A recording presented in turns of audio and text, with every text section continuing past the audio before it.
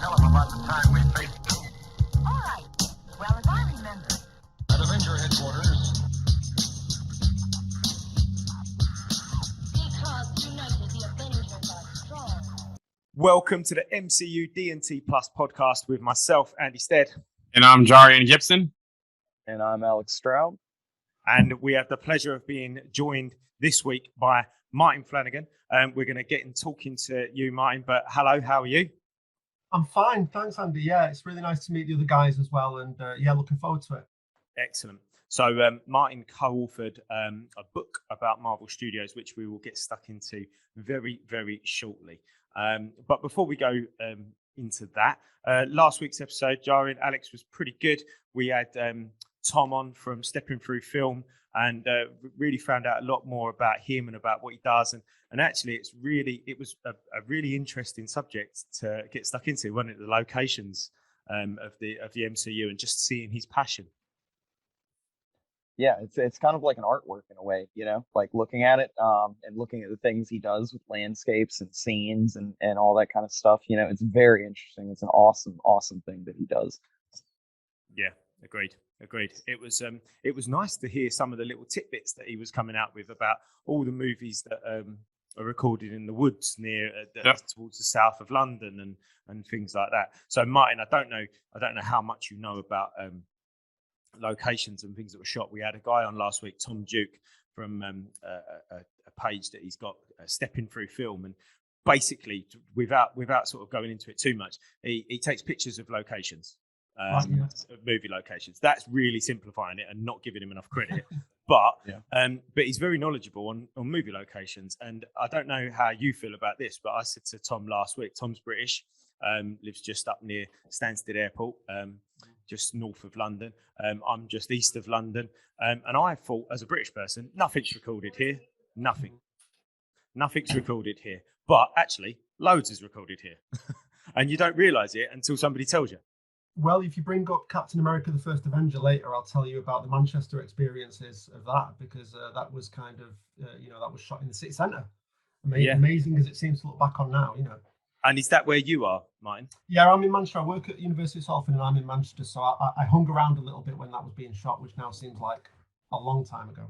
Yeah. We discussed that because Manchester subbed in as Brooklyn, didn't it? So yeah, that's right. Yeah. Now it'd be interesting to hear what you say about that actually later. So that's good. Oh, and by the way, just for anybody listening and or watching, Jarian might be attacked by a small child later on. He's home alone with one of his little ones. So if he shoes off or you hear a small child, then that's what it is. But we've all got things that we have to put up with here. Okay, so I'll tell you what then. Without further ado, Martin Flanagan.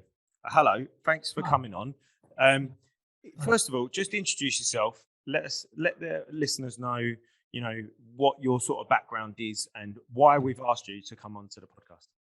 Yeah, thanks for having me. I mean, I'm a film studies lecturer and but a long-term comics reader and Marvel fan, and really a Marvel reader and Marvel fan. I mean, I'm 95% or maybe 90% of what I read in comics is Marvel and has been for years. But my profession is lecturer, and I run a film studies course in Manchester at the University of Salford, and I teach a comics module on there which features Marvel, and that came about because probably about 15 years ago, I noticed that students were getting I teach undergraduate students, and that they were getting very interested in talking about what was then just a bunch of X-Men and Spider-Man and Blade movies. I started to work on Spider-Man, the Raimi Spider-Man films, and the Ang Lee Hulk film as well, a little bit in terms of my own writing and research. And it's been getting into Marvel sort of professionally has been very interesting, because I can't just indulge my fan side completely with it, or I'm not doing a good job of it. But that all led to me proposing with two friends of mine that we put a book together, an attempt to describe Marvel Studios, basically back in 2016. So I was thinking about Marvel Studios very intensely from about 2014 to 2016, and I've kind of tailed off a bit since then, but still remain a fan and still remain extremely interested. I write something about Marvel, every year in some shape or form or another. Nice. You say you're a film studies lecturer. Yeah. So you've got some knowledge within that industry. What led you to get into that in the first place? Well, I'm not a behind the camera person. I'm a total critic. And the course, our course, Film Studies at University of Salford, is a critical and historical and kind of contextual theory course. But you can also do film. You can also make films, of course, at Salford. We're based in Media City, and I was actually led into it by being an English student. I mean, I kind of, it was reading books, which I didn't really, in all honesty, before the age of about 17, read that many of, because it was always comics. But I somehow managed to get onto an English lit program and did an English lit degree, and then more and more film started to kind of seep into the English degree I was doing. And I had some great tutors at Sheffield Uni who were able to sort of make film a sort of a seamless part of the literature stuff we were studying, and I just kind of went over to thinking about theory and film basically, and I brought those together in my PhD, and that was now a long time ago. But yeah, the drift back into working on comics would never have happened if Marvel hadn't, pre-Marvel Studios days, if the licensed Marvel movies hadn't kind of started to come out thick and fast, that probably wouldn't have happened. And so it's so basically my background is an English lit student and a PhD on theory and film, and then eventually working in teaching film. Excellent. So we discussed earlier, we said about you co-authoring this book. So I mean, I know you said that it's been out for a couple of years now. You wrote it in 2016, did you say? So I mean, do you want to just tell us a little bit more about what it's called, what the book was generally about, and then we'll maybe break into that bit a little bit? Yeah, sure. So as I said, we decided, I always kind of describe it as, it's here actually, I always describe it as an attempt to describe what Marvel Studios is as a film studio, because 2014, 15, you were already seeing articles emerge, good solid academic articles about the MCU and talking about the connectivity factor.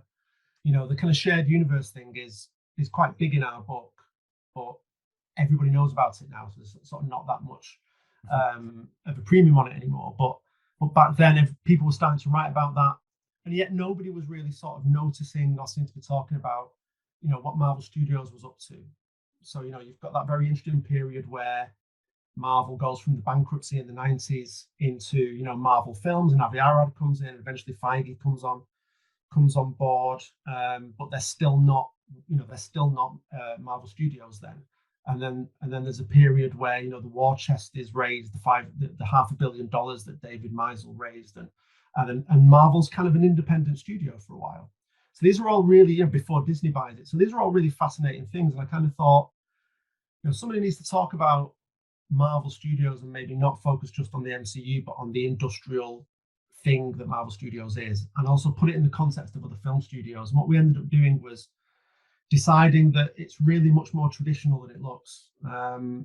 Everybody wants to talk about innovation all the time with Marvel, which I completely understand. It's a very innovative company, and the actual moves it makes in terms of the fictions it produces are very innovative, but it behaves rather like a very old style Hollywood studio, in that the control, the main thing is controlling everything.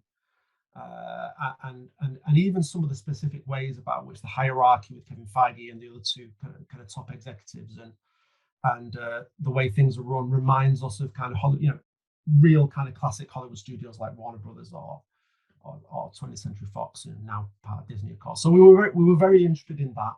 I wanted to describe what Marvel Studios was, wanted to answer that question, and then basically we wanted to, me and the two other lads, Mike and Andy, wanted to have a bit of a ball in writing about our favourite parts of what was going on, really. So I covered Cap and the team movies, and I also covered the relationship between Marvel and Pixar, which I thought was fascinating, because Pixar, of course, years before this had done The Incredibles, and a lot of people recognise The Incredibles as a Fantastic Four, a go at the Fantastic Four.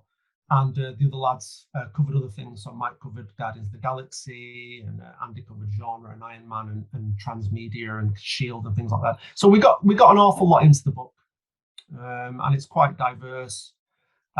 When we released it, the Netflix thing was just happening. So pretty much the last things that we were up to date on were Ant-Man and the first wave of Netflix shows. And then just as the book came out, Doctor Strange came out. So I managed to write something about Doctor Strange to put on the publisher's website. The publisher is Bloomsbury, by the way, so people can find it at Bloomsbury's website. So yeah, we were very pleased with it in the end. Excellent. By the way, you haven't actually said what the book was called. Oh, sorry, it's called the Marvel Studios Phenomenon. I held it up the camera, didn't I? It's called the Marvel Studios Phenomenon Inside a Transmedia Universe, and it's by myself and Mike McKenney and Andy Livingston. And the hardback came out in 2016 and the paperback came out in 2017. Fantastic. Good stuff. Yeah. I'll tell you what, there's a subject that I know I broached to you earlier on in the week, which I do want to talk about, but actually something that you've just brought up there, and something that's quite fresh in my mind. So long story short, Martin, obviously this podcast came around from our Facebook group that we started. Was started, and us three in particular sort of stepped up into moderating, etc., etc. But we also started doing Zoom quizzes. So we was getting members from all over the world. We literally have every corner of the world coming onto a Zoom quiz and it started because I personally was fed up with going on the internet, searching for some Marvel quiz to test my knowledge. And it's silly questions. Like, you basically can't get it wrong. Like, unless you get 98%, you might as well just leave. So I was getting fed up. So I made these quizzes and made them very challenging. We're on to the fourth or maybe even the fifth quiz now. So we've done 4 or 5 quizzes in the last sort of 9 months, and they've been really successful and really good. Everyone's really enjoyed them. But anyway, we're now looking at specifically at phase 3 movies. So I've just watched Civil War to gather questions from. So with what you were saying about your sort of subject area being Cap and team-up movies. What I think is a really sort of, I wouldn't say popular argument or opinion, but it's a popular discussion that people have is Captain America Civil War a Captain America movie? Or is it? So, I mean, I personally really enjoy it. I think there's some fantastic parts in that movie. But of course, it is very much, there's lots of characters in there. What are your thoughts on how that was delivered to us? Was it a Captain America movie, or was it sort of Avengers 2.5? I mean, I think it's hard to avoid the conclusion that it's a team movie because so many people get such a lot of airtime in it, and you kind of watch it again, you realise that T'Challa is not just simply gets a couple of scenes. He's constantly in the movie, but I think the point of view is Cap's. I think the point of view in the film is Cap's, and that makes a big difference. It's interesting that you said about the quality of it, because actually, in terms of the films the Russos did in a row, I actually felt Civil War at the time was a bit of a step back from Winter Soldier. Oh yeah, yes, and definitely. I kind of felt that it was a lot, obviously for very, very obvious reasons that everybody listening to this will understand. It was less tight, and it couldn't kind of sort of keep that momentum up. So I was a little bit worried actually that the Russos were kind of moving into the kind of Whedon hot seat, for the MCU, and then they absolutely blew me away with Infinity War, which I think is my favorite of all 30 films, however many it is. I think Infinity War is just so good. There's almost no kind of deficit in it at all. But yeah, I think of it as a team movie really, and it was too late to fall inside our coverage of the book because we knew it was coming, but we couldn't see it. So what we did, we tried to be clever, and we sort of used the idea of Civil War to refer back to the kind of behind the scenes stuff in Marvel Studios at the time, where you might remember that it was kind of the period, 2015 was the period when the Marvel Creative Committee started to come to an end, and those guys got kind of phased out, and we sort of ended the book on a bit of a question of, is this a civil war in the Marvel Studios camp? And I think that's kind of all been forgotten now, and things have proceeded well. But I think it's a team movie. Yeah. I like what you said about it being from Cap's perspective, though, because I mean I'm a big Cap fan, but as much as you kind of you had Team Iron Man and Team Cap, I think it was hard to not see Cap as the hero in that. It was hard to see him as being wrong when you watch the movie. When you step back and maybe you take the whole of the, you know, the MCU and the movies before and afterwards into consideration, you can then start, you know, theorizing with and thinking about it properly, whether, oh, actually, hold on, yeah, Cap held on to this secret, or Cap was doing it for this reason or that reason. But actually, within the movie itself, I think he's very much the hero of the movie, isn't he? He's not. I don't ever think he comes across as the bad guy. He's like as the one who's wrong out of him and Tony. Not within that very movie. much like that in the arc, wasn't it? The comic arc was like that, and I think in terms of the films, you know, I don't think you could have had that without Winter Soldier, because you really need that sympathy that he has for Bucky. Yep. It puts you on. You realize that he's doing the mature thing and he's doing the right thing. Yeah. Winter Soldier perfectly set up Civil War. The whole Cap Buck relationship. It was the perfect way to set it up. Winter Soldier set up better than the first Avenger movie, in my opinion. Yeah, exactly. And you know, because Bucky is so sympathetic, you kind of go with the, you know, despite Bucky's, you know, you see Bucky doing these terrible things in Civil War, and you kind of still feel on their side of the thing, I think. And even and you know, it's a perfect way to bring T'Challa in as well, because then T'Challa is so incredibly mature at the end that it kind of it sums up this kind of the nobility of this guy straight away for people who've never heard of him until 2 hours ago. So I think a lot of that is down to the previous relationship with Cap and Bucky and it being handled so well. Yeah, definitely. I think you definitely get that sense from Cap, that sort of total admiration that he had from Bucky for Bucky as a child. You know, before we meet them, really. You know, when we see them at the beginning of First Avenger. You get that feeling of admiration. You know, Bucky has been that kind of big brother to him and looked after him, and I think Cap feels like he has to pay that back almost, you know, unquestionably. You know, he will pay that back to him in whatever way he can. Yeah, he's never wrong about people, is he? So far, Cap. I mean, he's like, his thing is to always recognize when somebody's kind of got some greatness in them, and you know, he's not really been proven wrong yet, and obviously Falcon and Winter Soldier dealt with that a lot with Sam not quite believing it of himself, but still being proved. It's still being proved right in the end. And there was that great line with Bucky, wasn't there, when when they're talking to the psychiatrist, and he says, "If he was wrong about you, then he was wrong about me." Yeah, exactly. Yeah. So that's that's really interesting. While we're on the subject of Cap, so go on then. Was he right or wrong to stay with Peggy? Oh, I see what you mean. At the end of Endgame. Well, when I'm teaching, I try not to treat characters as human beings. So, because students can kind of maybe take that a bit too literally, and then they only think about the emotional things that characters go through, as opposed to how the film is made, or kind of the kind of put together nature of it. But I'll allow myself to treat them as human beings for this 5 minutes. I mean, I think it's hard. He really deserved a reward, didn't he? He really deserved a reward. I think audiences would have felt he deserved a reward. And because it all transpires off screen, I think you kind of have your cake and eat it, don't you? In that you sort of know he's done his job, he's not let anybody down.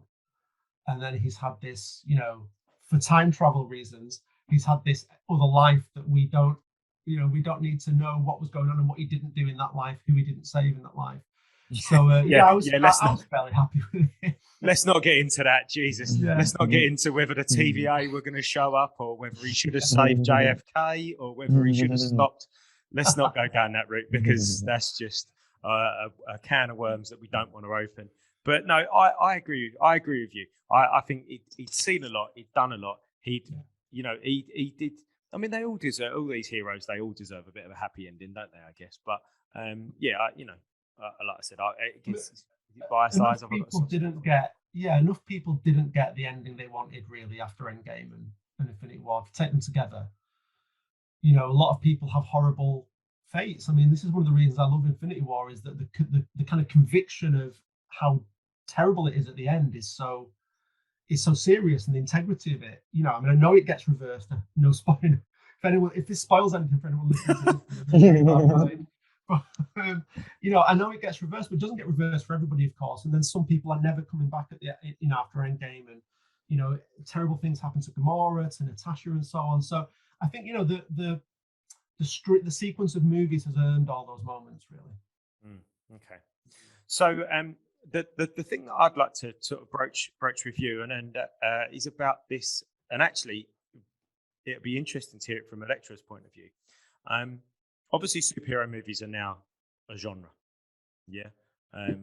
Maybe you could even say are MCU movies or Marvel movies a genre of themselves, even away from superhero movies, while still being in that bracket.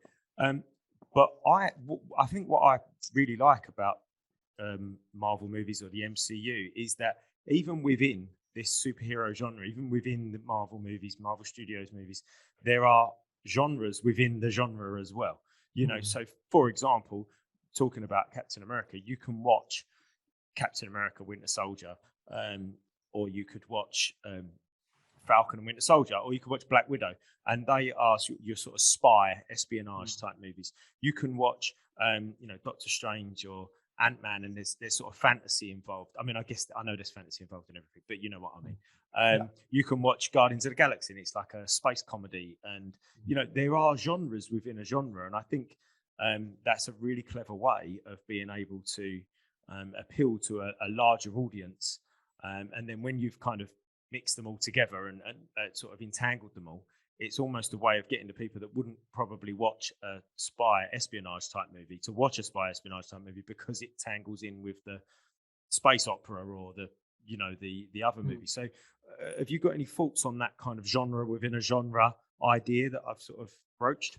Yeah, I mean, it sort of occurs to me that I agree with you about the carrying the audience through the sheer popularity of superheroes into a genre they wouldn't normally watch, but it does work the other way, I think, as well. So, Captain America: The Winter Soldier, even right down to the sort of second wave of posters that Marvel commissioned. I think it was by Paulo Rivera. I can't remember who the artist is, but these kind of moody 70s style, French Connection style posters for the Winter Soldier film showed that Marvel thought that it could grab a few more viewers from the people who see that as a kind of a dignified, authentic genre, and maybe superheroes don't fit their idea of a dignified, authentic sort of genre. So it works the other way as well. But I don't take credit for this. In the book, in our chapter on genre, Andy Livingston, my co-author, brought in this idea of kind of fractal genres, or genre fractals, by which he meant kind of miniaturized genres being sort of placed in the films. And one of the good examples is Guardians of the Galaxy, where you don't just get a reference to the kind of Indiana Jones kind of archaeologist adventurer genre. You kind of get raiders. You kind of get lots of elements of raiders implanted in the beginning of Guardians of the Galaxy, where the dancing around Morag to get the orb is basically Indy, the introduction to Indy and Raiders of the Lost Ark. And they were very clever around that time, I think, in how they did work with genre. I'm not totally convinced that superhero is a genre. Of film, anyway, of film. And when I'm teaching, I try and be really careful about this, because I'm as liable as anybody to say words like comic book movie to my students and be thinking of a Spider-Man film. Whereas you can't even really say comic book and only mean superhero comics, right? Of course you can. Even when only talking about Marvel or only talking about the big two, you can't just say comic equals superheroes. In film studies terms, I think no one's really argued to me yet why superhero isn't just contained within action adventure.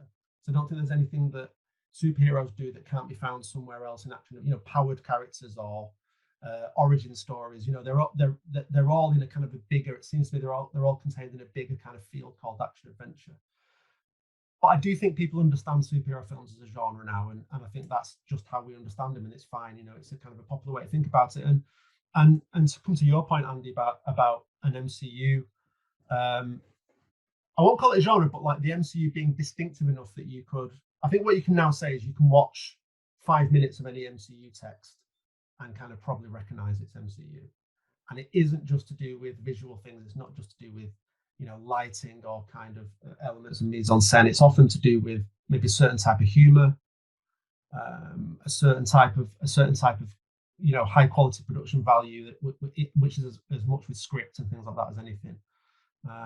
So sometimes, I do stop a bit short of saying superhero as a genre in film terms, but I think people, that you just have to look at not to bitch about DC, but you just have to look at how DC has struggled to kind of get anywhere near Marvel in the same field to realize how much of a dominance Marvel's got in the superhero movie field. It's it's a huge thing. Do you see that that dominance as how connected they are? Also with the merchandising and also having Disney as their backer now. Is that why you see they're so successful? Yeah, I mean, I think it doesn't hurt, does it? I mean, it keeps Marvel there. I think all that stuff, the Disney deep pockets and the Disney distribution modes and everything, kind of keeps Marvel there. I think that probably what got Marvel there was the connectivity, and the thing that it's quite funny when you look at comics history, superhero comics history, and people will reference the Flash of Two Worlds, that DC issue. I can't remember which issue of Flash it is, as being the first time anybody kind of really posited the multiverse, the multiverse in superhero terms. And then Marvel came up. Marvel was a year or two after that in doing it. But when Stan and Jack and Steve sort of started to commit to that, they really committed to it. Yep. And the thing I remember as a kid is individual issues like the Fantastic Four wedding of Sue and Reed, where all the heroes came to the wedding and then all the villains were ganging up at the same time, and it was like you could have them all in this comic and you didn't even really need to have ever read another one of their comics to kind of recognize what they were all about. So I think it's the shared universe. I think in comics terms, I think Marvel didn't innovate it, but they owned it, and I think in film terms they actually did innovate it. And it seems like a lot with Marvel that DC kind of innovated it, but Marvel kind of took it, did it their way, and ran with it and made it successful. Exactly, it's that commitment and conviction. Even in the kind of I think we'll forget about Agents of S.H.I.E.L.D. quite quickly because it's not really folded into much. But even back in those days, you could see that it was still serving the same idea. Yeah. They just lost a little confidence with it as it went along, but it was still serving the same idea. And in many ways, what they got wrong, maybe what they didn't get right with Agents of S.H.I.E.L.D. or some of the Netflix shows, they're now getting completely right with Disney Plus shows. Totally. I was going to say the exact same thing. I think it's the classic sort of cliche, isn't it? It's like it's not a failure. It's just a way not to do it, or something like that. You've got to go through those teething problems. They're trying to make this connective universe. They tried to use TV as well, and they tried a couple of different things, and it didn't quite work. And they're now sort of, are they sweeping them under the carpet a little bit? Are they sort of going, well, who knows at the moment, really? But I think, definitely they were sort of experiments as to sort of, can we get this right? Can this work? And like you said, they did get some bits right, and other bits they got wrong. And I think now what we're seeing now is this cohesive package that's born out of that sort of trial and error period. Yeah, they were very valuable lessons. And if you think about how whether you remember or not, if you think about how Agents of S.H.I.E.L.D. started, it was very much like kind of crime of the week type of formula, TV formula, with an arc, but still it was kind of they often went to different sort of country and things like that. In the first episode, it was kind of James Bond idea, and they've kind of gone completely away from that now with the Disney Plus shows, which were incredibly compressed, and all the better for it. I mean, they're kind of a Disney Plus show of 6 or 8 episodes is very much like a comic miniseries, isn't it? It has these other things that tie into Amazing Spider-Man ongoing, but it's a bit more like reading a Spider-Man 4-parter, isn't it, that kind of stands alone, or Spider-Man with Wolverine or whatever. So it's really concentrated. They've kind of gone the complete other direction, and I do think they learned. There's a lot of research and development in those earlier TV projects. Yeah. Sure. You mentioned multiverse before and how they did it well in the comics. Do you think they'll be able to get it right on screen, and do you think they could potentially overuse the multiverse or get so we're in the multiverse where things kind of get too much? Well, I mean, it does seem like we're in the phase where it's going to be the phase of the multiverse, doesn't it? This phase, and I don't think it's kind of. I suppose I'd put it like this, and there was a point, I think, with the second episode of Loki, there was a point, because I listened to one of your guys' episodes around then. I was quite impressed at some of the theories that came out, because you hadn't seen the rest of the show, and I had by the time I listened to it. I think some of your Facebook group members also put some theories in, and I was very impressed. But on the second episode of Loki, I didn't think it was a great episode, and I was a bit like, oh, actually, maybe this isn't going to. I was really excited about the TVA, and maybe this isn't going to work. And it was kind of stupid of me because I'd forgotten that that high quality that I mentioned before is always there, and it massively turned it around with the third episode. I can't remember the name of the episode, but you know the one where they're hiding out on the catastrophe planet. Yeah, Lamentis. That's it, Lamentis. Yes. Great episode. And then I think if people, so in terms of will the multiverse go too far, the final episode of Loki is just a version of Kang monologuing. You know, it's mainly a version of Kang monologuing about the multiverse. And I didn't really hear anybody say, "Oh, that last episode of Loki was a bit of a pile of crap." You know, people sort of stayed with it and had faith with it. And I actually think that by doing that in that episode of Loki with a relatively big audience, I mean, we don't really know how many people watch Disney Plus things, but with what I'm guessing, at least culturally speaking, was a big audience. You know, people seem to approve of the series. They now don't have to do that in Ant-Man, or wherever Kang pops up in the future. I mean, let's hope that in the future, you know, Kang can get involved with the FF or whatever. So I think they've probably got it right, just about right for now. And I think the other side of this is there is still a world in which none of that is happening. You know, the Sam and Bucky world, which they've established, where everything's quite straight. And I'm guessing the Hawkeye and Kate Bishop world will be like that as well.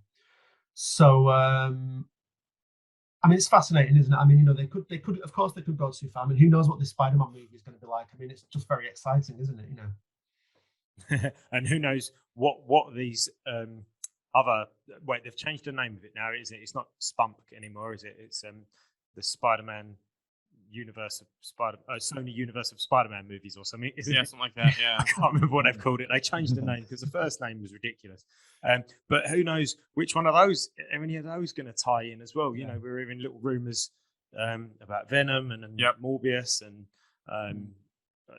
we've got Craven next year. Is it next year or the year after? I think it's next year. It's Craven, I think. Or it might be 2023. I have to double check.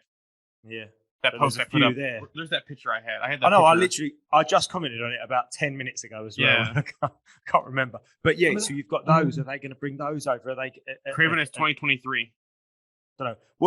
I mean, I don't want to get stuck too far into this piece, but what are your feelings on the Sony and Disney / Marvel sort of arrangement? I mean, I do think, you know, we wrote about in the book, Mike wrote a chapter about risk in Guardians of the Galaxy and how Guardians of the Galaxy was often reviewed as if it was taking a big risk because nobody knew the characters. I mean, you know, they weren't even the team of Guardians that I knew from comics as a kid. You know, a totally different bunch of characters. And risk, you know, in relative terms, risk is always something that Marvel Studios sort of since Iron Man has done relatively well. It's been willing to take those risks and introduce new things and kind of, I mean, sort of in the narrative sense, if not in a kind of a company sense, where I do think it's more traditional. I think, you know, Marvel Studios will be quite careful about what it endorses from those other universes. And I think that goes with the X-Men, you know, the whole mutantdom thing as well. Because, I mean, everybody wants to see a Ryan Reynolds Deadpool in the MCU, but Ryan Reynolds as Deadpool is already connected to a maybe only semi-satisfying group of X-Men, filmic X-Men, you know. And he really should bring them with him, but maybe they're not the best X-Men to bring with him. So the multiverse gives you a load of options for that, of course. You could have Deadpool from one dimension, you know, with a different set of X-Men, of course. But I think, yeah, I mean, there are some clues out in the Morbius trailer, which was also shot in Manchester, bits of it, that maybe the sort of the Spider-Man we all know as Tom Holland is kind of referenced in the film. So it sort of looks like that is going there. But when I think of the high production value thing that I was talking about before, which I even think extends to the best of the Netflix shows, you know, I mean, Jessica Jones, first season, Jessica Jones is not really connected to anything MCU in much of a worthwhile way, but I recommend it to people all the time as just a great series of TV to watch. It's that kind of high production value thing. I think if they were going to, you know, the first Venom film was fun, but it's nowhere near the level of, you know, even an average MCU film, I think. Yeah, great. So you'll see maybe Marvel negotiate, and then you'll get those kinds of Marvel produces for Sony a film with maybe a popular Venom in, you know, popular Tom Hardy Venom or a popular Morbius in if those characters, prove or stay popular, just like it's, Sony, Marvel produces the two Spider-Man films with Sony, and those films fit completely perfectly with all the rest of the MCU. But yeah, I mean, it's certainly a risk. I mean, Sony have now got no motivation to let those characters go, have they? Going back to what you said earlier and about you can watch 5 minutes of an MCU movie and identify it as an MCU movie, and then just bringing up Venom there. I think that's a perfect example. Like, you're absolutely right, and I'm one of those people. I think we'll probably think exactly the same about Venom. I like Venom; it was fun. I'll watch it, but I think if you watch 5 minutes, if you showed 5 minutes of that movie versus 5 minutes of MCU movie and said, "Are these in the, one of these is not in this universe," you'd go, "It's that one." Yep. I think you could probably pick out the one that isn't within that realm. So I agree.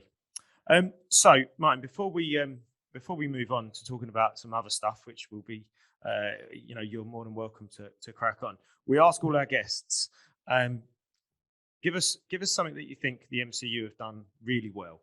Maybe not something we've spoken about, maybe something different. Yeah. And also give us something that you would put into a proverbial MCU room 101 that you wouldn't want to see again. And it can be something as small as you like into room 101. Anything. Anything you want. But go on, over to you. The way I've thought about this is I mean, first of all, the thing I love, one thing we avoided really in the book was to write about adaptation, because, there's a massive field of adaptation studies in film and literature, and I didn't really want to get into it. I don't really enjoy writing about, even though I've written about, films that have been made from comic arcs and things like this, runs in comics. I don't really enjoy writing about the nuts and bolts of it, so we tended to shy away from it. But I do think that the notion of sort of faithfulness and fidelity to comics is pretty key. And we did write about that in the book, sort of the introduction to the book is basically a big primer on what Marvel comics were like for, sort of 40 years before the MCU began. And we tried to do that. So I suppose the thing that I love is, I think the people making MCU films are savvy enough to know that there are just some things you can't bring over from the comics. And, the multiverse thing is an example of them being able to point to the track record and say, look, this is going to seem more wild and more crazy than usual, but you've always had a good product from us in the past. So they can kind of go a bit, well, no, don't have to be as conservative. But I think they've always realized there are some things that just aren't going to work. But when they deviate from those things from the comics, that's always handled really well, I think. So it's not like you sit there going, oh, my favorite comic hasn't been precisely adapted to, Winter Soldier wasn't precisely adapted to the nth degree, like that scene on the rooftop where he throws the shield. I remember it a different way. When they make changes, they're always handled very well, and sometimes they arguably even improve them in the context of them being films and not comics. So once you kind of let go of the fact that, you're not going to get the same things in films and comics, because the creators in the comics imagination is limitless and they can do pretty much anything on the page. You start to realize that sometimes the things that don't come through probably benefit, what they put in as an alternative probably benefits. I'd give the example of, I really love Captain Marvel, like Marvel. And, Death of Captain Marvel is just an absolute tour de force. It's completely kind of, completely works as a kind of a emotional sort of heavy kind of graphic narrative. And then Marvel turned up in Captain Marvel and was very different, obviously. And it doesn't seem like we'll ever be able to have that version of Marvel that I loved as a kid in this MCU, unless they obviously kind of come up with some multiversal connection. But I could totally see why they did it. And after a couple of times of rewatching Captain Marvel, I kind of appreciated why they did it. And I kind of thought to myself, you know what? Okay, they won't have that ending for Captain Marvel, for Marvel that was so amazing in the comics. But you might be able to look back at some adventures that iteration of Marvel that Annette Bening played had, and her adventures could be as good as anybody else's. So they nearly always kind of get it right. I think when they make a compromise, I suppose in terms of fidelity to comics, it's kind of a compromise. There's only been a few cases I think where they got it wrong, And I'm looking at his face, and he's going to tell you one right now. Go on, carry on. Go on. I'm wearing the T-shirt. Yeah, I did notice. Yeah, I did notice. Yeah, but you're wearing the T-shirt, so that's a suggestion that you endorse the MCU Taskmaster. Or? No. The only thing I liked about the MCU Taskmaster was the costume updates. I liked. And some of the fighting was okay, but the whole fit into Black Widow and the whole change I did not like. It didn't fit the story, and they completely messed up Taskmaster in the MCU, in my opinion. That's obviously Jarian's Room 101. Yeah, but, I mean, I'm not disagreeing, and actually, there were a few things about Black Widow that I thought, we missed opportunities or we kind of retreads. I thought having a Winter Soldier like threat was too Winter Soldier like. And actually, the one character that this isn't my Room 101 thing, but the thing that I really regret, and he's been coming back a little bit in What If, is that we didn't get a lot more Crossbones. Yes. And Rullo. Because I really felt just between Winter Soldier and then the kind of early death in Civil War, you kind of had this character that I'd loved that Brubaker run of Captain America, and thought they've embodied him really well here, this actor. And then he was dead 10 minutes into or apparently dead in 10 minutes into Civil War. So occasionally these things happen, don't they? Where you go, hey, Ronan was another one actually. I was like, oh, Ronan, why's Ronan had to go so quickly? Yeah, I was talking of. I'll keep promoting this, and hopefully he'll hear it one day. But I really think Frank Grillo should play the Punisher. I really do. Yeah, I think he'd be absolutely amazing at playing Frank Castle. I've seen a couple of movies with him in recently. I saw another movie with him earlier on in the week, and every time I see him, I just thinking he really could play Frank Castle. Like.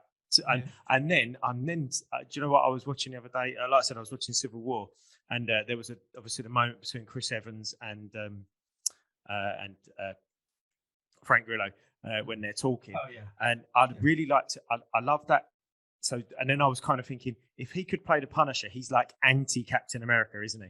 Yep. He does all the things that Captain America would never do. Yep. But all the things that kind of should be done. Do you know what I mean?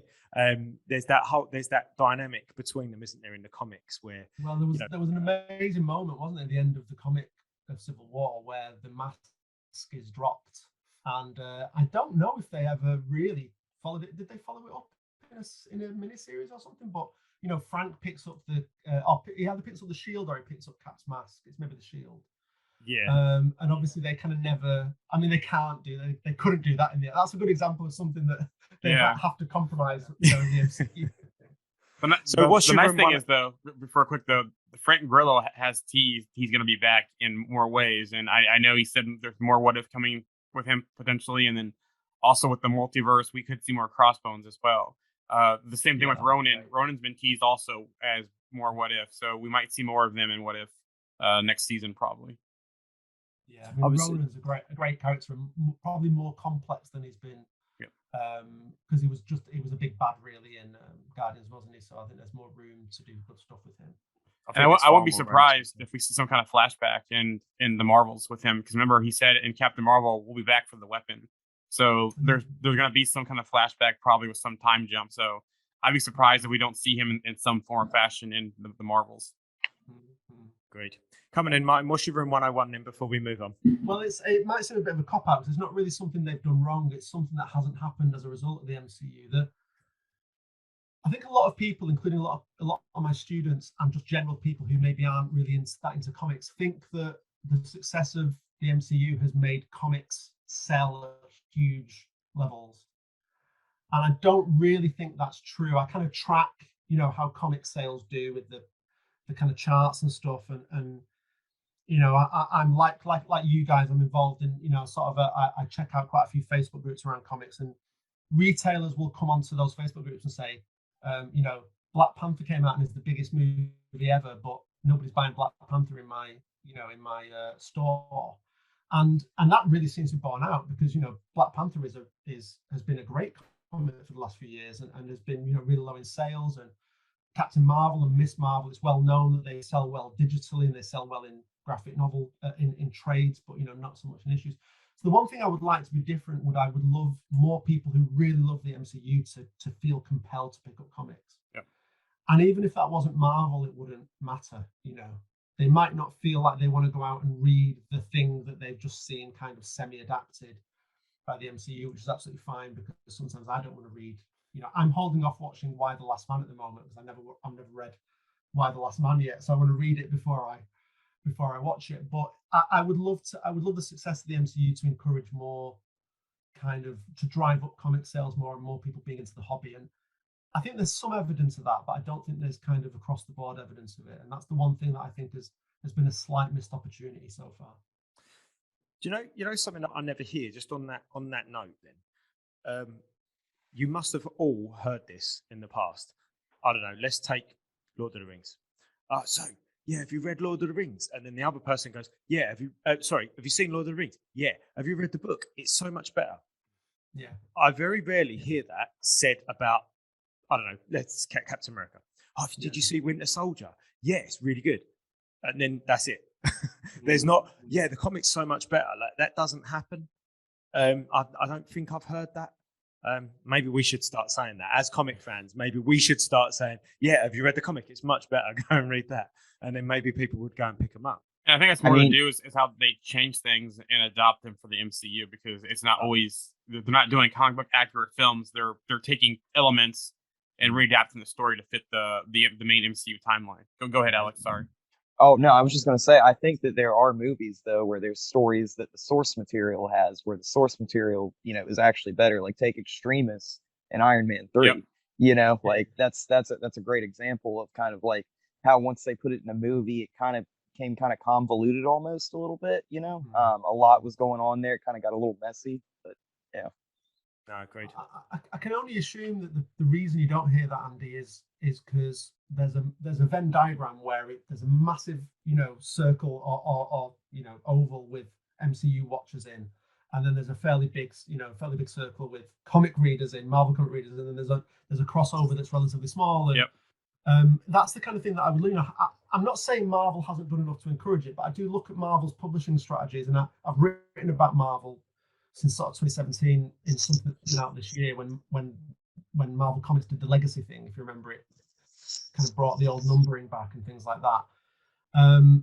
Marvel Comics strategy can seem a bit confused at times, and MCU strategy never seems confused, and I don't know why that is. I kind of love to know why that is. So yeah, that would be the thing I'd love to see change, that you'd get more people start. And I do know some friends' kids and things like that, some really young kids who do go to comic shops now because of the MCU. But with the massive international success of these films, I really would expect it to be more.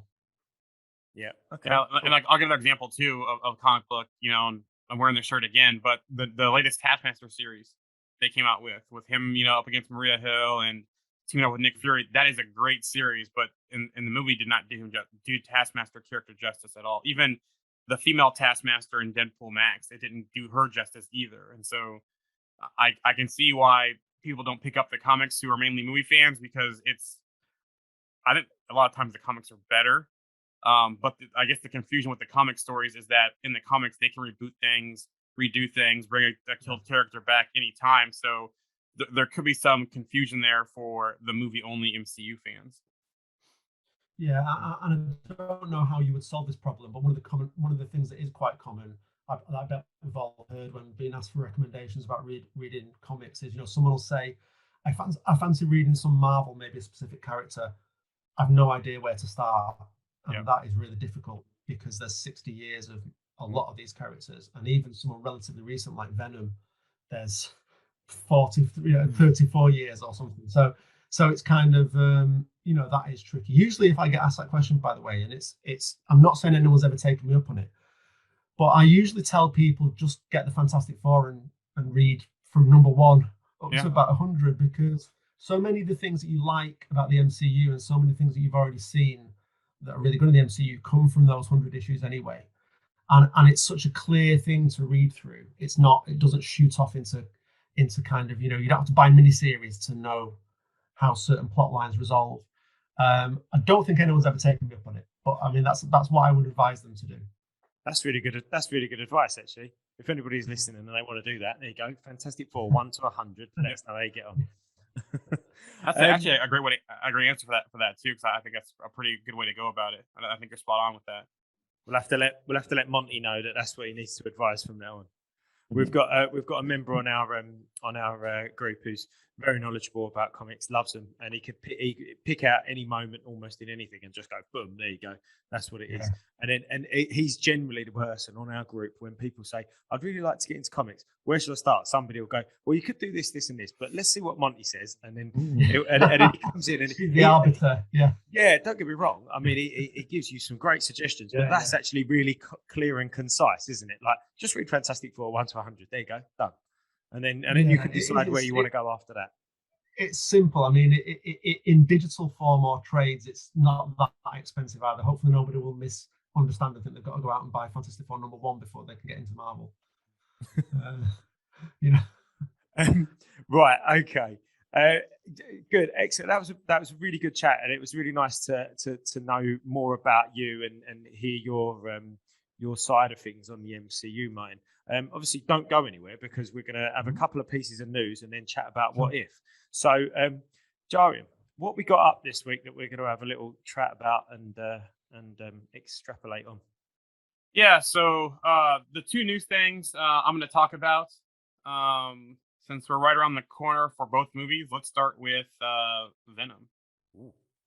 So there is some news being reported that Spider-Man and Venom crossover plans include a Sinister Six spin-off movie. Now, at the end of Andrew Garfield's run with Amazing Spider-Man 2, we kind of got a tease of all the suits at the end of that, and he was reportedly supposed to do a Sinister Six movie before they shut that down. So now it sounds like that's coming again, but with Tom Holland, Spider-Man, and Tom Hardy's Venom. So basically, Deadline's Anthony Diaz Alessandro noted that the plan at Sony Pictures is not only to bring Venom and Spider-Man together, but that plans for a Sinister Six movie are something the studio is still keen to get to well again. Sony's always kept outside of the new Spider-Man stuff they're doing with Disney MCU. Sony's always kept their Marvel stuff separate. With this Venom, the upcoming Let There Be Carnage, they're actually going to connect Spider-Man universe they're setting up with Disney MCU. I know one of their long-term goals is to make Sinister Six, and that's kind of the project we're all waiting for, their version of the bad guys from the Spider-Man universe. Sanford Panish, if I'm saying that right, president of Sony Pictures Motion Picture Studio Group, was asked again about Sinister Six, and he simply said with a chuckle, "It would be very cool, wouldn't it?"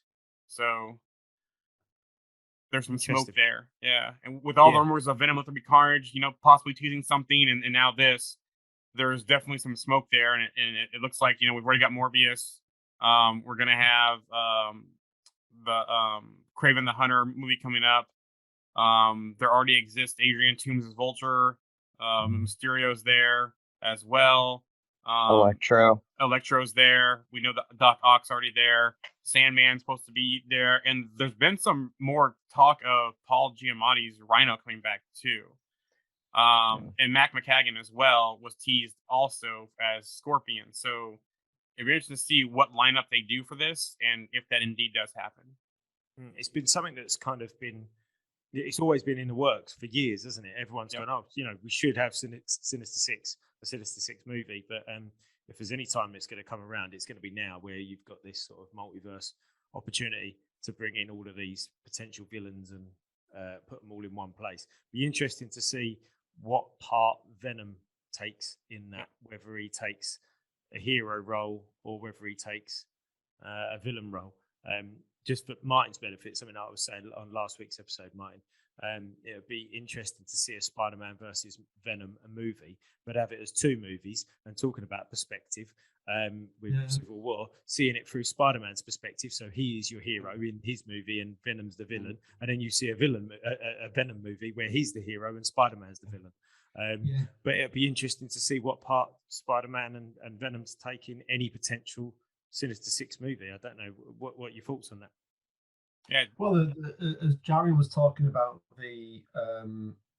or maybe Alex pointed out, like how many characters already exist. I kind of, with them coming from different areas of the multiverse, if that's what they do, if they have an MCU Vulture plus a Sony Morbius and a Sony this and so that, but an MCU Mysterio, I could almost see a kind of Secret Wars type of scenario where the kind of how the villains were going to undercut each other and kind of double cross each other would almost be as much, as worth watching as like Doom selling everybody out or setting everybody up, all the other villains up in Secret Wars. So yeah, I think it could work. I mean, Spider-Man is the only superhero, my favorite superhero, but I mean, Spider-Man is the only superhero who has the kind of rogues gallery where you can create a team and most people will know most of that team.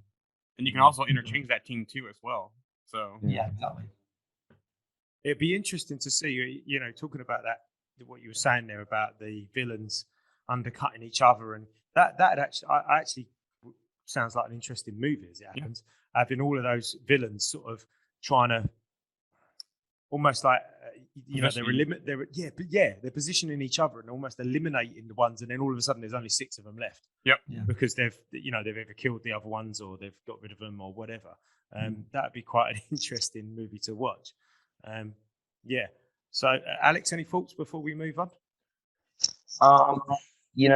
I guess like I'm more or less kind of concerned about the rating for Venom 2. I know we've had that conversation before, but kind of moving forward and looking forward at that, I don't know. I'm excited for this movie. I've been sitting here thinking about it this entire time we've been discussing this, but it really makes me question like entities like Null coming into the MCU, if they ever make those intertwined to the MCU movies and stuff. And Necro Sword and stuff like that. So I don't know. I don't know. That's kind of really all I got to say. In Necro Sword, we kind of got teased in What If with the Collector and Hela. So yeah, it's interesting to see how they do that. And also too, like you said, if they're doing 2 movies from each other's perspective, at some point does the Spider-Man get the symbiote? Also, so I think we've got to see that at some point. I think that needs to happen. But, yeah, maybe the Sinister Six takes out Eddie Brock and the symbiote goes to Spider-Man. Yeah, I mean, if you go back to 2007 and Spider-Man 3, you get a really good example of a pre-MCU way of treating a kind of a legendary Spider-Man story, which is that they couldn't commit themselves to the way that the symbiote, that Peter found the symbiote. They obviously weren't going to do a whole Secret Wars to set it up. They couldn't, but having it just drop down from space onto the back of his bike or whatever happens was a classic kind of, the audience just had to take it or leave it. Whereas the next year Iron Man came along and suddenly all these plans are laid, and even if they're not really laid at the time of Iron Man, they're kind of retrofitted later, so it looks like they were always there. Which is the difference between making a series of 3 Spider-Man films where you've got some great characters, but you've got a limited kind of character template palette, and then sort of however many movies we are into to 12 years of Marvel Studios later. So again, it reminds you of how far things have come, really, that you can talk about Pete getting the symbiote, and you can actually think, oh, maybe they could introduce him in a Secret War. I got what you're saying. Like it was very contained back in those the Raimi trilogy, and it couldn't draw upon anything. So it was kind of like, well, this is kind of the best we've got. So he couldn't go and get Reed Richards to check it out either, could he, and tell him about it? Which he could now. I will be able to soon. Or even the rumored Doctor Strange, they couldn't do that either because there was some kind of hinting in the movies to Doctor Strange, but they couldn't follow through with it. So. Yeah, that's it. Cool, interesting. Yeah, I mean, I must admit, I'm half tempted to go and see this Venom movie at the theatre. I didn't go and see the first one at the theatre, but I am half tempted to go and see this one. Not, to be honest, not necessarily because I'm really looking forward to that particular movie, but I feel like it might be important to go and see it, and I don't want to wait. Do you know what I mean? Yeah. And for me, it's always been, I didn't go see the movie theater, but once it's come out, I watched it, and I love the Venom Eddie Brock banter they do back and forth. Yeah, that was the real success of that movie. Exactly. And so that's why I'm probably going to go see it. The other is there's so much marketing around the end credit scene that they've already done. Like even Sony has said, make sure you stay for the end credit scene. So, like you're saying, just to see how it connects and if any of the rumors are true, that's probably why I'll go see it as well. Yeah. Okay, cool. Go on and what's your next second piece, Well, mate? before I go next, I'll talk about the picture that I shared to the group real quick. Okay, go on then. Yeah. About Sony's upcoming slate of films that they have so far that's out there. So let me pull this picture up so I can talk about it real quick. So this doesn't include Venom because that's going to be out. It's already premiered. It's going to be out this weekend. But we got Spider-Man No Way Home coming 2021, so December of this year. Morbius early next year, 2022. Spider-Man Into the Spider-Verse 2. I'm really looking forward to that one. That's next year as well. There's a Silk series coming out in 2022. 2023 is Kraven the Hunter movie with Aaron Taylor Johnson. I'm looking forward to that as well, but I'm not sure if I'm looking forward to more Kraven or Into the Spider-Verse. I love the first Into the Spider-Verse film. And then you have a Spider-Woman New Beginnings film in 2023. And with that Spider-Woman movie coming out, it doesn't sound like we're going to get Jessica Drew in Secret Wars on the MCU side, probably. So, I like Jessica Drew. Yeah. Into Spider-Verse, like you said, a lot of people like the movie. Who doesn't like it? I don't think I've ever met anybody who didn't like it. Excellent movie. Yeah, can't wait for a second one actually. And I guess, do you know what? When all this multiverse stuff started kicking off, and I was like, but why would they want to do a live action multiverse movie when you've got Into the Spider-Verse, which was so good? You know, because I think at the time they'd already said that they was going to do another one, and I was like, are they going to want to compete live action with the animated? Because the animated was excellent, and I think are we going to take away from that animated movie and the potential viewers of that movie because it's a live action one? That would be a shame because of how good the first one was. That's why I'm back and forth on whether we're going to see Tobey Maguire and Andrew Garfield in this movie. I think it might be a lot of misdirection. I won't be surprised if they're in it, but with what you just said, it could take away from the past movie of Into the Spider-Verse, take away from the sequel. So, are they really going to kind of recreate that on screen? So. You've also got that issue too, where like if you take like Spider-Man 3 from the original trilogy, you know, that movie seems so crowded, even though it had Venom, Sandman, and Hobgoblin and everything. But yeah, I mean, it seems so crowded. And then you look at this movie and you're like, oh, we might have all these villains. Like people want, 3 Spider-Men in it. Are we going to have the same thing with this third movie, where it's so crowded? And yeah, I mean, I don't know. It's interesting. I think one thing they might be able to pull is, they've kind of leaked appearances by certain actors, and we don't really know who those actors are going to play. Yeah. And I think fans would get a bit of a kick out of seeing Tobey Maguire come into the MCU in any role. He doesn't have to turn up as Peter Parker. He doesn't have to turn up as a Peter Parker from another. That's a good point. Slice of the multiverse, and so that could be part of the misdirection. But yeah, Alex is dead right. I mean, it's not like the complexities of writing a 2-hour screenplay with that many important characters have got any less since 2007. I mean, you have to be extremely talented to pull all that off, and I do think Into the Spider-Verse did it really well, but it did it in a very specific way. It had those little introductions to the characters of the comics, and a sort of a code phrase of let's take this back to the start every time you got a new Spider-Man, and I don't think that would fly in live action. So yeah, there is a danger. There's a danger to it. Certainly. Do you think people have got? Here's a question for you, Martin. Well, a question for everybody, really. But do you think people have got more used to these bigger ensemble movies since the Avengers, the 2012 Avengers, and then seeing lots of big characters on screen at the same time? So my point being there is, do you think Spider-Man 3 was before its time? I mean, yeah. I mean, it attempted to do something, didn't it? And it kind of, I think rather than sort of, obviously it wasn't a team film or anything, but it kind of maybe tried to, Raimi and the, I think it was Alvin Sargent was a scriptwriter. I think I'm right in saying that. Like a very distinguished older Hollywood scriptwriter. I think they were trying to go operatic rather than just have a team. I think they were trying to up the stakes of, Peter's life really, and having all these kind of this insanity around it, which usually works great in Spider-Man comics. But it really, as Alex said, it really fell down in a 2-hour screenplay format. But yeah, I think people are, again, sort of thinking about the Disney Plus shows. I mean, some crazy things have happened in those shows this year, but when you add all the hours of those shows together, you've got hours and hours and hours of text to show all of that in. It's not just 2 hours. And this might be why the future, in a way that I think they thought might happen with things like Agents of S.H.I.E.L.D. and the ABC, when ABC was kind of the home of Marvel television. Now with Disney Plus, they genuinely could have a solution to this thing of some things aren't going to work in a two. Marvel movies aren't short, are they? They're nearly always 2.5 hours now. So I mean, they're kind of, I watch all sorts of films. Obviously, I have to for my job, and I don't always think that a Marvel movie should be 2.5 hours. So I mean, I kind of, I'd be interested to see a range there, where if you have a funny kind of palate cleansing Ant-Man movie, that can be 75 minutes. That's fine. It doesn't have to be an epic. But with Disney Plus, you've got so many hours to play with that you could, everything could be epic in there.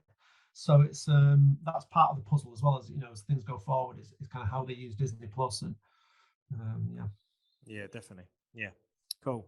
Go on then, Jarian, what's your next piece? Eternals. So Eternals is coming up too as well. That's going to be November, and the director Chloe Zhao, on why Eternals didn't interfere in Infinity War / Endgame. She says the audience will understand why, not only why, but how complicated not interfering made them feel. We explore that. You'll see that in the film. The Eternals were instructed not to interfere with any human conflict unless deviants are involved. There's a reason why that's the case, and that was the instruction from the Prime Celestial Arishem. So. Excellent. Yeah, I mean, that's been a question on everyone's minds, isn't it? Like, well, where if they've been here all this time, why were they not involved? And I think that's wise, to be honest, of Marvel to answer that question in that movie, because it probably seem a bit patronising if they didn't. Yep. And if it didn't interfere, I think it'd be too overcrowded, because especially with Endgame, we got so many people in Endgame through Infinity War and Endgame. If even would have interfered, I think it'd have been too crowded. Yeah, I agree. Yeah. You couldn't have done the T'Challa in Civil War trick with all of the Eternals in Endgame, could you? You know what I mean? They just turn up. Yeah, like, who are these people? Yeah, we've been here the whole time. No. Yeah, yeah, we've been all over the place. Yeah, no, I think that's wise. Although having said that, I hope that they don't. It's patronising for them to not say anything. I hope it doesn't become patronising when they do. Do you know what I mean? Like, I hope they don't they're chatting and then they go, oh, and by the way, this is why we didn't do, it's like, I'm not 6. Like, I don't, I mean, I know that there are 6-year-olds that watch it, but I think, I hope they don't, you see that in movies. I don't know, there's probably a word for that, Martin. I don't know what it is, but when they kind of, you're watching a movie and then it's almost like they turn to the screen to explain exactly what's going on, so that you're not, or I can't, you see it in like TV programs quite often, don't they? Go, well, such and such told me to do this.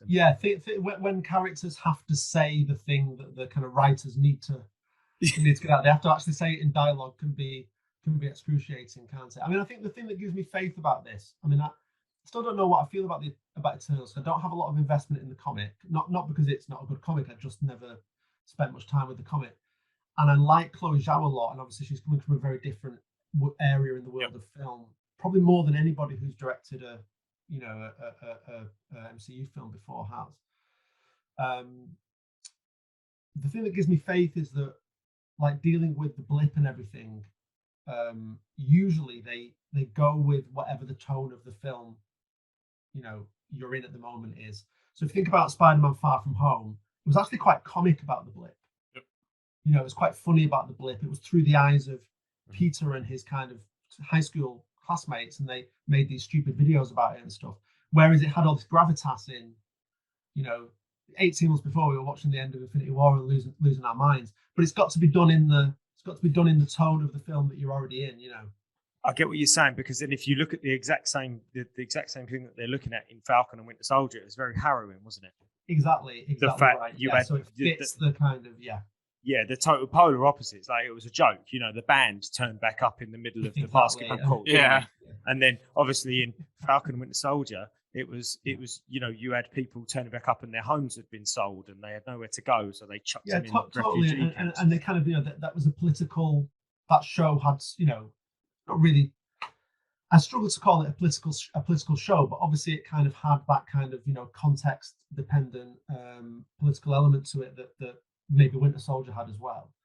Whereas the Eternals looks like it will have some kind of rumination on myth and kind of how humans feel about mythical creatures, and I'm sure they'll do it within that kind of language. But I mean, I really hope they pull it off. I mean, I think the trailer looks like a trailer for a very good film, irrespective of whether it's kind of MCU or not, if you know what I mean. Yeah, that's that. I know what you're saying there about the myth aspect. And actually, if you think about what we've just seen in Shang-Chi, there's a lot of myth in that as well, isn't there? And I've never really thought about it until you just said that then.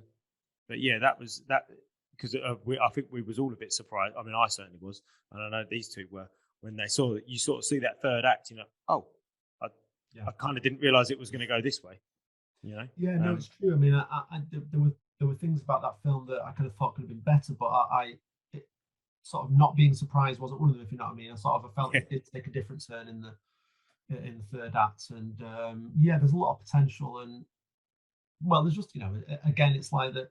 Not every film is gonna. I think not every film now is gonna feed into a infinity type arc. Yep. So you have to accept there'll be some films that are out there to establish themselves, and then maybe they'll get 2s and 3s like Guardians has, or maybe they'll just contribute characters who will, intersperse in the other films and shows, and I think that's okay. That's something I'm looking forward to with Eternals as well. Is the potential Black Knight introduction. And speaking of that, I don't think we'll see much of Black Knight in the film. It's probably going to be, my guess is probably towards the end of the film. I think he's going to be a regular person for most of the film. And probably by the end of the film or in the credits, that's when we'll probably see actual Black Knight, like maybe the sword or something along those lines. Yeah, I don't think they've.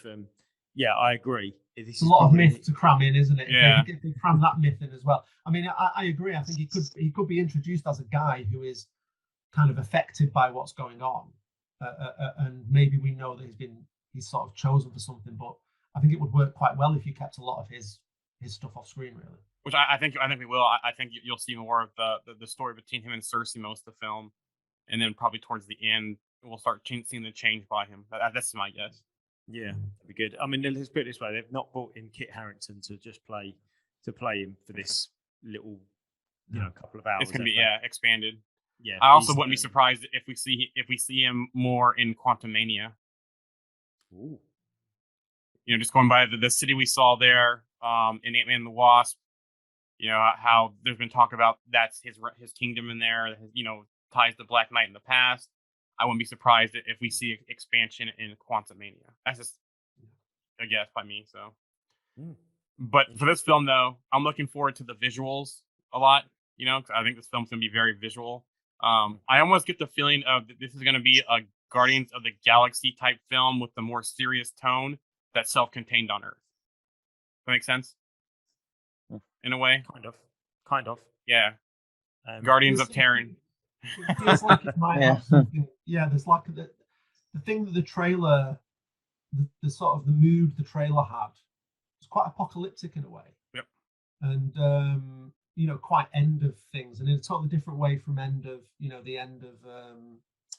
things that Thanos was promising. So I actually think it could be a really, and of course they included a lot of the humor set pieces in the trailer because they don't want people to kind of think it's going to be miserable, and people probably have done a bit of research on Chloe Zhao and kind of they want to convince people it can be superheroic as well. But yeah, I think it could be really different, and I think in being different, it could be really good.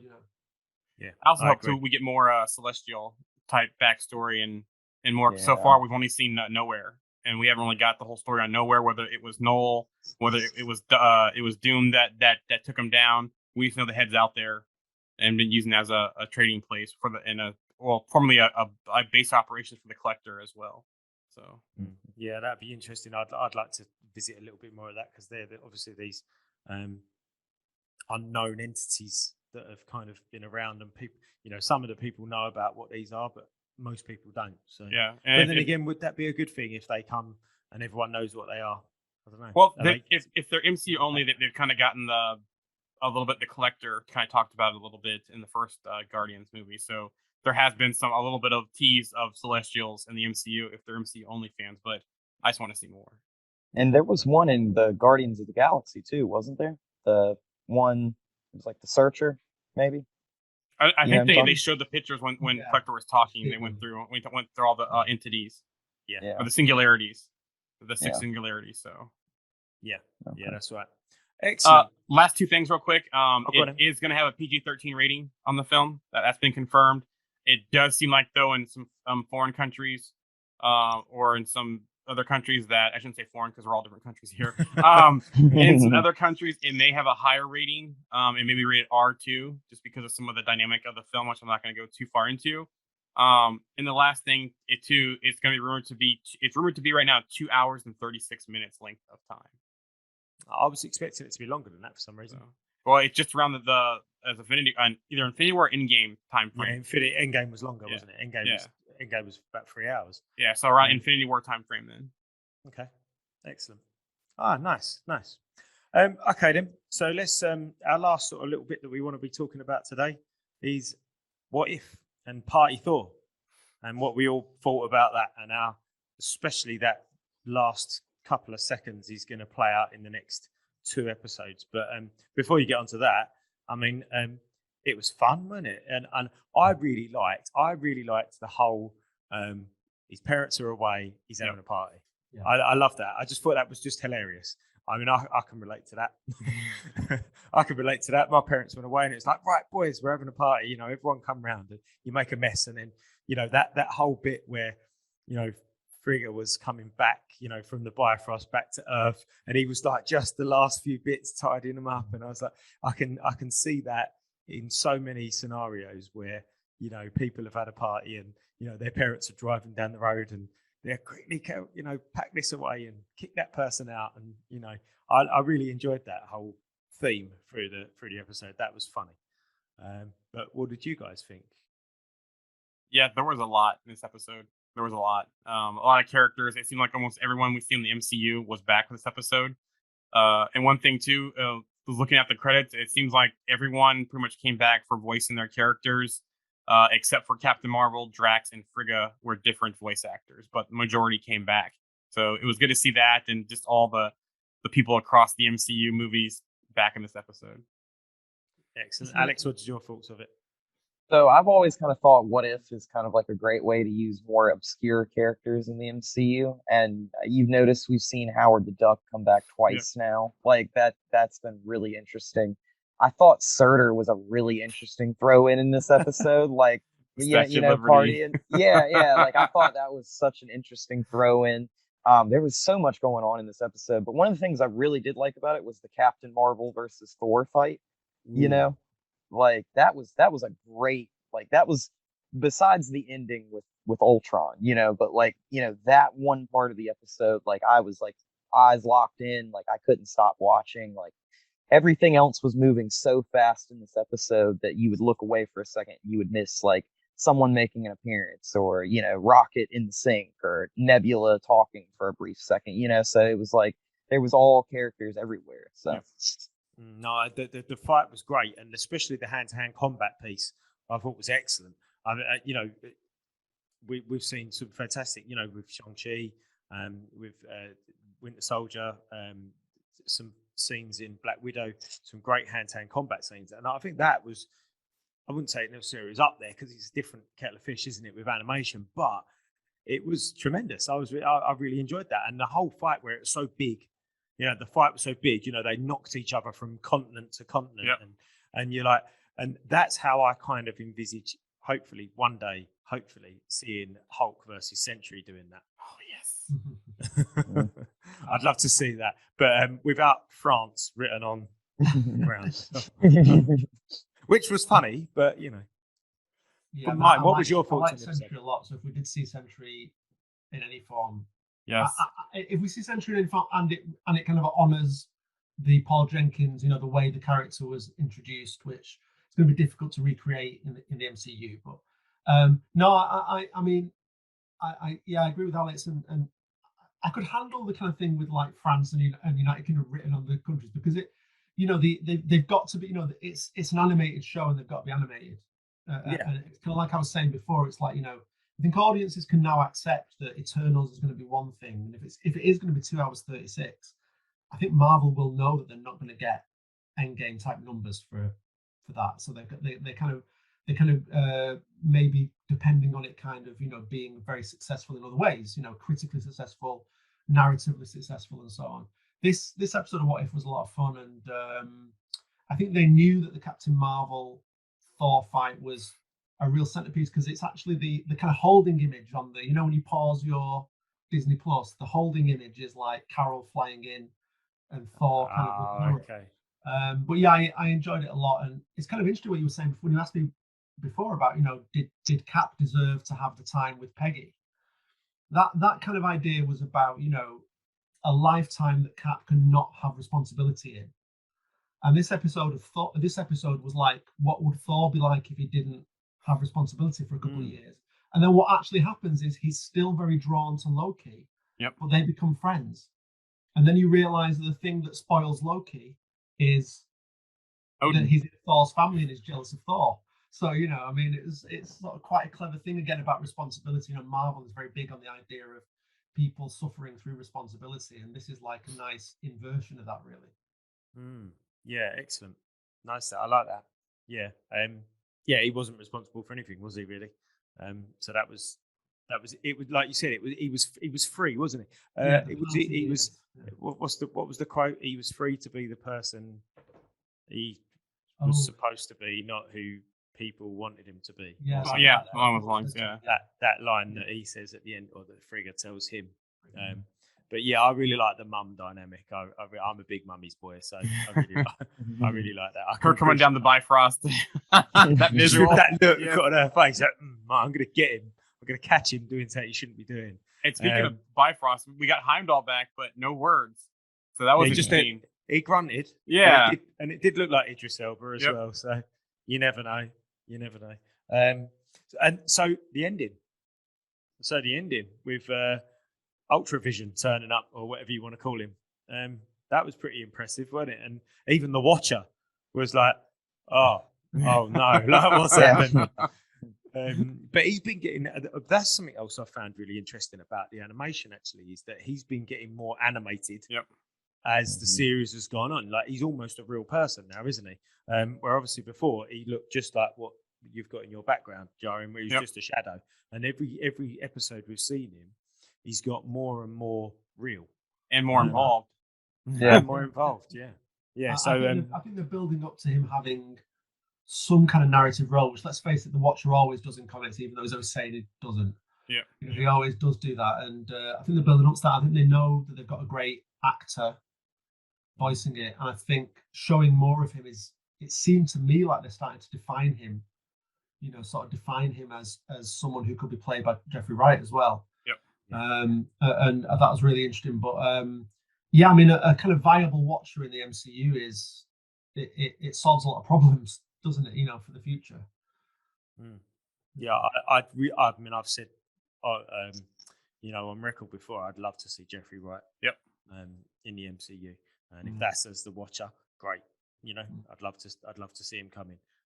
But I tell you, the one thing that did kind of worry me right at the end, and I had this little stabbing, was I get that he was shocked, and I get that he needed to see shocked. So then we, obviously the viewer, are now going, well, if he's shocked, this is amazing. But I don't know, did it verge on the line of being almost like incompetent at his job, and as a little bit like just a little bit foolish? I don't know. It just seemed he was like chatting away. And he's like, "Oh darn, like what's happened?" And I was like, I don't know. Yeah, I thought it was. I don't think it was more incompetence. I think it was more he was too focused on one area that he wasn't watching everything, and that's kind of how Ultron slipped through. Especially if you look at since the Doctor Strange episode, he really kind of had to focus his attention on Strange and what was going on there, and that's probably the time where Ultron maybe started going through behind and maybe sneaking through to be able to get where Ultron is today. So that's where I wonder if that's the case, where he just was distracted and was too focused on certain things. Especially you saw with Thor's party and how it was consuming worlds, and they destroyed that one world before, and how Earth was starting to have the same type of disturbances on it. So I wonder if he's like, this is not supposed to happen. I'm focusing here, and Ultron's kind of doing the end around. Right, gotcha. I took that destroying worlds as in they just accidentally destroyed them because they were just the energy. Yeah, that's it. Just because they were just partying basically, and they just wrecked the house. Yeah, they didn't mean to, but it just happened. Yeah, yeah, that's it. Yeah, exactly. Yeah, but it'd be interesting to see. So we've got 2 episodes left, haven't we? Yep. Next episode is supposed to be Tony on Sakaar. So what happens if he was on Sakaar instead of Banner? And then we have the Guardians of the Multiverse episode, which I think that's where the Watcher's going to interfere and assemble the Guardians. And what's interesting to me in that trailer, I wonder how they're going to explain Gamora, unless we see Gamora next episode, because this is the episode where we see Gamora with Thanos' armor in the lineup. We see Star-Lord, which I think is T'Challa again. We do see a Black Panther. I wonder who's the Black Panther in the episode. We also have the open-ended episode of Killmonger with Shuri and Pepper. So interesting to see who's going to be Black Panther. Is it T'Challa from another universe? Is T'Challa also Star-Lord? But we do have an interesting lineup coming up for that episode. I hope that one's a little bit longer as well. Yep. Mm-hmm. That's what gets me with What If. I've always said that, you're on Disney Plus, right? No show should be constrained to a time frame to feel rushed, which some episodes of What If have felt rushed. You own the platform. People are going to watch it. Do the time that's worthy of the episode. Don't try to fit all the episodes in the same time frame type of thing. Yeah, agreed. Any last thoughts on What If by anybody? Ultron did have all the Infinity Stones. The Mind Stone in his head, the others across his chest, and on his chest area. So it was interesting to see how he got those. If they did they explain that, but also too with especially the Loki, the Soul Stone. Yep, the Soul Stone especially. But then also the Loki explanation where the stones only work in their universe, and this is a multiverse type show. So how's that going to play out with what we know from Loki and the stones in different universes? When we zoom out, and all he's doing is just standing on a ream of paper. They're all paperweights. Okay, then. It's a good point though, because we were saying before about how in constructing the MCU they've been really careful to keep the tension between different things going on, and actually so much energy was used to build the Infinity arc and show us how powerful those stones were. And yet audiences could go with Loki a year later or 18 months later, and the stones are kind of paperweights. Which again is a great compliment. I think I didn't notice any fans up in arms about that. They weren't going, well, I wasted my money going to sit for 3 hours of Endgame. So it's like everything has its place, and if you kind of like leave the right breadcrumbs between things, and you kind of establish that, okay, in the show we're in now, in the tone that we're in now, this is really important, but there is a bigger game going on here, and maybe this won't be important in the next thing. It's amazing how finely judged they've got all that. Also, to another good point too, remember with the absolute point in Doctor Strange episode, they came out and said, no, that's going to be a Nexus event, but we couldn't call it a Nexus event because that episode was written before Loki, so the continuity wasn't there. I wonder if we have that same issue with the Ultron episode, if that was before or after Loki, and there's any continuity there. That's another thing I was just thought about too. Yeah, that's one of the real challenges they've got, isn't it?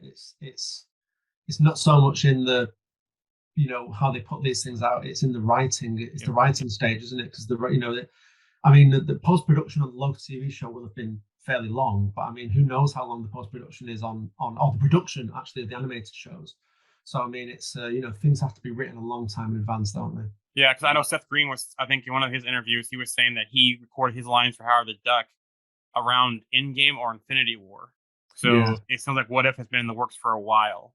Yeah, I was going to say, and it was obviously all these shows, the timings have been screwed up because of the pandemic. So like you say, maybe there's those continuity problems that they didn't think of things. And the last thing too is that we know that, well, we don't know for sure, but there's strong indication that parts of What If will cross over to the main MCU as well. Like the Captain Carter is heavily rumored to be in Doctor Strange. So yeah, I want to see more Hayley Atwell. We all do. No. You're not wrong. Right, guys, I think we should wrap it up there. We've had a good chat. We'll let these guys listening get back to their jobs or whatever it is that they've got to do. Yeah, before we sign off real quick, just like last week, how we started the new trend. We're only hitting like 2 news items on the main podcast. So look forward to the rest of the news in a separate episode. Yep, and all of the YouTube stuff is going to be updated very, very soon as well. So you'll get all the videos ordered correctly, etc., etc. Yeah, Martin, it's been an absolute pleasure having you on, mate. Thank you. I really enjoyed it. Thanks for having me on. Thank you. Good. No, Thank it's you. been really good getting a different view of Marvel from somebody who's studied it, written about it, and who's actively involved in teaching others about it as well. So that's great to hear that goes on. So thank you for coming on. Thank you. Thank you, Jarian and Alex, as always. It's been a pleasure. And we'll see you guys next time. Take care. Why don't you tell them about the time we faced All right. Well, as I remember, at Avenger headquarters?